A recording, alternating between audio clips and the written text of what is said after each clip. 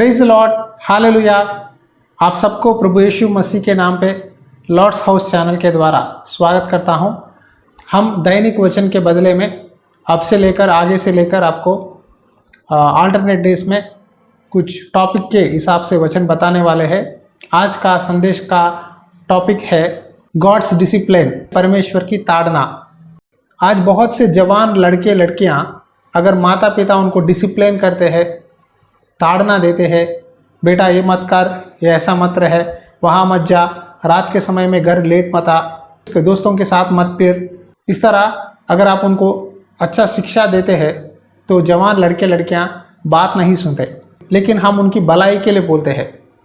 हर एक पिता अपनी बच्चों की भलाई के लिए सोचता है, मेरा बच्चा अच्छी तरह से पढ़ाई करे, कॉलेज जाए, डिग्री करे, उसके बाद एक अच्छी सी नौकरी, सरकारी नौकरी या सॉफ्टवेयर इंजीनियर हो या कुछ ऑफिसर हो। इस तरह हर एक माता पिता का एक विजन होता है, एक ख्वाहिश होती है। उसी तरह हमारे स्वर्गीय पिता परमेश्वर का भी एक ख्वाहिश है कि हम परमेश्वर की बात माने। आइए आज इस वचन के द्वारा समझेंगे परमेश्वर की ताड़ना क्या है, परमेश्वर कैसा अपने बच्चों को शिक्षा देता है।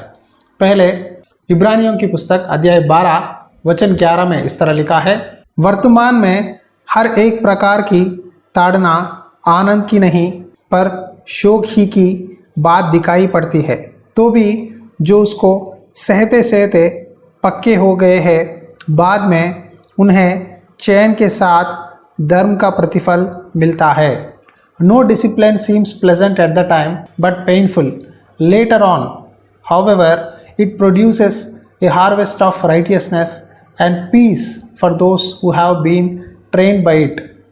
आप सब जानते हैं, अगर आपको मिलिट्री में नौकरी चाहिए, एयरफोर्स में नौकरी चाहिए, तो उसके लिए ट्रेनिंग होती है 6 महीने की, 12 महीने की या 18 महीने की, या कुछ लोग कहते हैं 3 साल की ट्रेनिंग। इस तरह एक प्रोबेशन पीरियड होती है।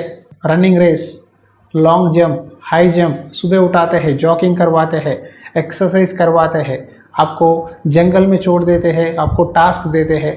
इस तरह अलग अलग ट्रेनिंग्स इस मिलिट्री में हो या एयरफोर्स में होती है। उसके बाद अगर आप उस नौकरी के लिए काबिल है तो आपको उस नौकरी मिलती है और उसमें आप परमानेंट हो जाते हैं।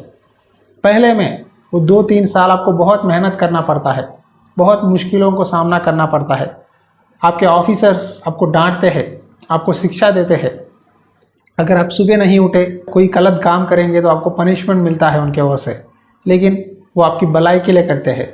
देखिए, शारीरिक रूप में अगर कहूँगा तो सिर्फ पैसे कमाने के लिए हो या देश की भलाई के लिए आपको बहुत सी शिक्षा होती है और उस शिक्षा के द्वारा आप मजबूत होते हैं, आप अपने कमज़ोरियों को ठीक करते हैं और आपका जीवन को ऑफिसरों के द्वारा दी हुई ताड़ना के अनुसार अपने आप को बदलते हैं।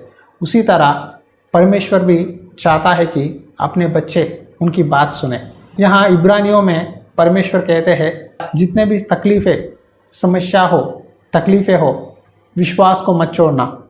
शायद आपको बहुत लोग विरोध करें, तू सेवकाई नहीं कर सकता, तू यीशु मसीह को स्वीकार करना पाप है। लेकिन परमेश्वर तेरे जीवन में क्या किया है?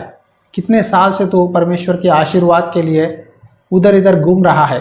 कितने चर्चेस तूने गया है, फिर भी तेरे जीवन में कोई काम नहीं हुआ है? क्यों? परमेश्वर कहता है, जितने भी बातें आपके कान में शैतान बोले या आसपास की स्थिति हो, आप अपना विश्वास को नहीं छोड़ना है। आप आयुब के बारे में जानते हैं, आयुब की पत्नी छोड़ दी, गांव वाले सब लोग उसका मजाक उड़ा रहे थे। आखिरकार उसके दोस्त भी उसका विरोध बात कर रहे थे। अगर परमेश्वर सच में तेरे साथ है, तेरी प्रार्थना सुनता है, तो क्यों इस तरह बीमार पड़ा है? क्यों तेरे बच्चे मर गए हैं? क्यों तेरा प्रॉपर्टी का नुकसान हुआ है? क्यों तेरे जानवर मर गए हैं? क्यों सब लोग तेरी मजाक उड़ा रहे हैं? तू एक समय में बहुत धनवान था, अच्छा नाम थी, अब क्या है तेरी स्थिति? शायद तूने परमेश्वर के विरोध में पाप किया होगा।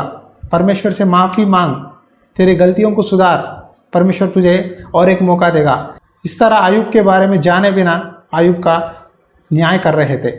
लेकिन आयुब ने कहा, मैं निर्दोष हूँ, मैंने कोई भी गलती नहीं की है, परमेश्वर मेरा न्यायी है, परमेश्वर मेरा उद्धार करता है। और परमेश्वर की राह देखने लगा।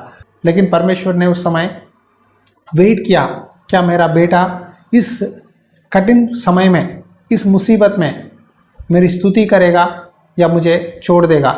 और आयुब अपने चाल चलन में धर्मी निकला और वो एक कड़ा व्यक्ति की तरह परमेश्वर के नज़र में बिना पाप किए हुए एक बात कहा, परमेश्वर के साथ क्या सिर्फ भलाई लेना है? भलाई हो बुराई हो, मैं परमेश्वर की उपासना करूँगा, मैं परमेश्वर को दोष नहीं लगाऊंगा। आयुब ने एक अच्छी गवाही दी है। आपके जीवन में बहुत सारे मुश्किलें होते हैं। कुछ लोग कहते हैं भाई उपवास प्रार्थना करता हूँ लेकिन परमेश्वर बात नहीं करते, पवित्र आत्मा की अभिषेक चाहिए, कैसा पाऊँ? मेरे आसपास बहुत सारे चर्चेस हैं लेकिन उन्होंने चर्चेस को एक बिजनेस बना दिया है, एक संस्था बना दिया है। पवित्र आत्मा की अनॉइंटिंग नहीं है, चर्च में एक तमाशा बनाए रखे है। फिर कैसे मैं एक गाइडेंस ले सकूं? कैसे परमेश्वर की पवित्र आत्मा पा सकूं? आपका भरोसा सेवकों पर नहीं, डिनोमिनेशंस पर नहीं, या उनके हरकतों पर नहीं, आपका नज़र परमेश्वर के वचन के ऊपर डालिए। कमरा बंद करो, घुटनों पे आओ, अकेले में बैठो, परमेश्वर मेरी सहायता कर, तू मुझे मदद कर, कठिन समस्याओं से बाहर लेके आ, पुकारो। यिर्मयाह की पुस्तक में एक बात है, मैं पढ़ता हूँ, मुझसे प्रार्थना कर और मैं तेरी सुनकर तुझे बड़ी बड़ी और कठिन बातें बताऊंगा जिन्हें तू अभी नहीं समझता। जो बातें हमें समझ में नहीं आते, जो कठिन है, उन बातों को परमेश्वर के चरणों के पास रखकर, प्रभु कब है मेरा सॉल्यूशन, कब मुझे नौकरी मिलेगा, कब मेरे जीवन में आशीर्वाद मिलेगा, कब तक मैं राह देखते रहूं?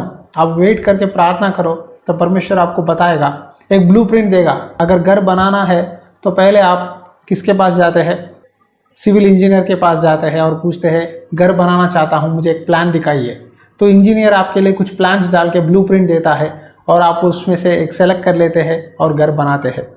उसी तरह परमेश्वर के पास एक ब्लूप्रिंट होता है आपके लिए, मेरा बेटा मेरी बात सुने, मेरे बेटा ये काम करे। उस काम करने के लिए आपको कुछ शिक्षा चाहिए, डिसिप्लिन चाहिए, कुछ समय तक, कुछ महीनों तक, कुछ सालों तक वेट करना चाहिए।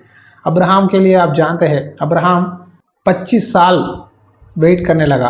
वेटिंग टाइम इतना इजी नहीं है, बहुत मुश्किल है, लेकिन उसमें आपकी कड़ाई, परमेश्वर के बात को कितना रिस्पेक्ट करते हैं, आपकी वेटिंग में ही परमेश्वर को पता चलेगा।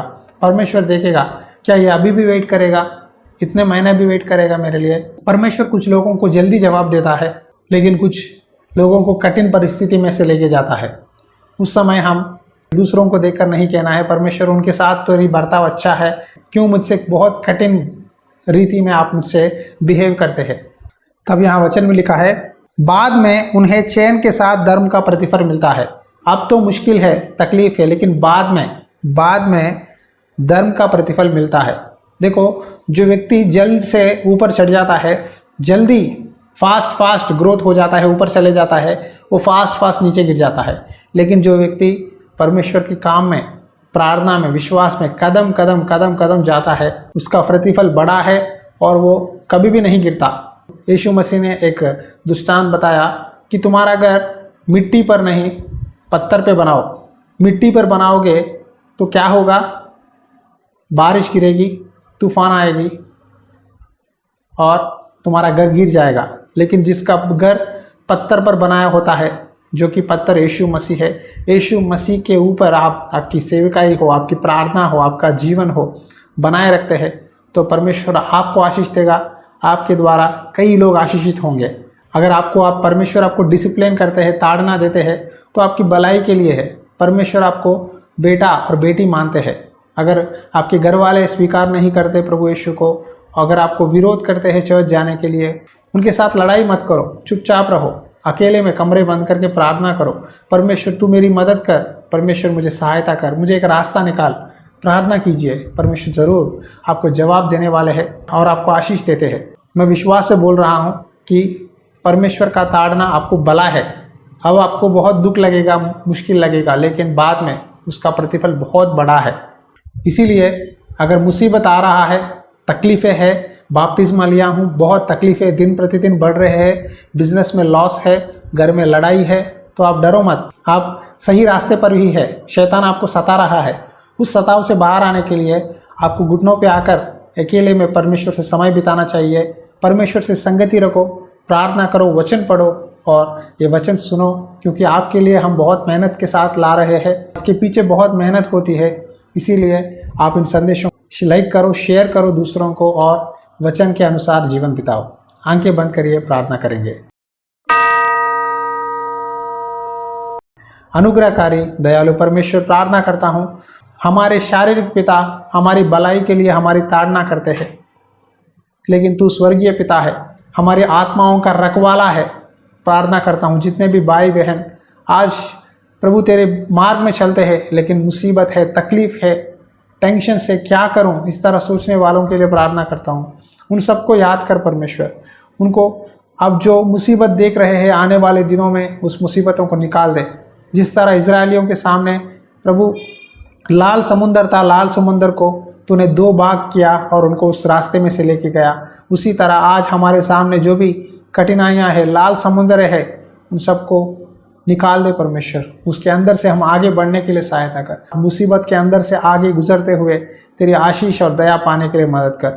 जितने भी लोग आज विश्वास में कमज़ोर है, उपवास प्रार्थना करता हूँ लेकिन परमेश्वर बात नहीं करते, बाइबल समझ में नहीं आता, बाइबल पढ़ने के समय नींद आता, इस तरह बोलने वालों को याद कर, उनके साथ तू बात कर परमेश्वर। उनके सर पे हाथ रख के कि कुछ छू स्पर्श कर, उनको चंगा कर। पवित्र आत्मा की अभिषेक दे पिता।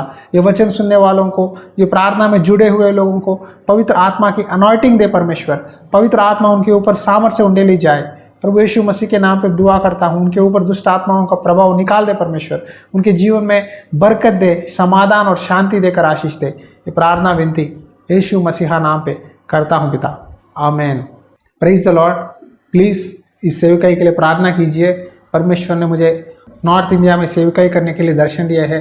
मैं प्रार्थना कर रहा हूँ ताकि परमेश्वर की इच्छा इस सेविकाई में पूरा हो। आप भी हमारे लिए प्रार्थना कीजिए। God bless you.